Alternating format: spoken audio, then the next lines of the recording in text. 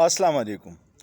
بلوچستان کی محرومیوں کی کئی وجوہات ہو سکتی ہیں، لیکن جو ایک وجہ ہے بہت بڑی، وہ ہے وہاں کے نااہل، کرپٹ اور لالچی سردار رہنما جو ہیں، جو چڑھتے سورج کی پوجا کرتے ہیں، اور ان کی وجہ سے بلوچستان کے عوام کو کچھ نہیں ملتا۔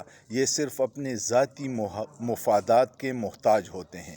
میاں نواز شریف بلوچستان گئے تھے اور وہ سارے جو ہیں توق کے حساب سے بلوچ لیڈر ان کے آگے پیچھے گھوم رہے تھے، لیکن وہاں پہ جو مجھے افسوسناک بات نظر آئی وہ یہ تھی کہ بلوچستان کی شان جو ہے بلوچی پگڑی، وہ جب میاں نواز شریف کو پیش کی گئی ہے تو انہوں نے حقارت کی نظر سے اس کو ہٹا کے اور بلوچی پگ پہننے سے انکار کر دیا۔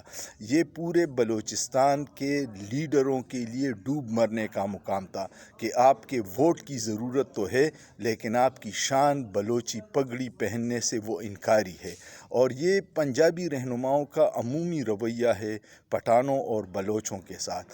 چھوٹی قومیتوں کی محرومیاں بڑھ رہی ہیں اور اس کے ذمہ دار بلوچ اور پختونوں کے جو نام نہاد رہنما ہیں اور پنجاب کے لیڈروں کا رویہ ہے۔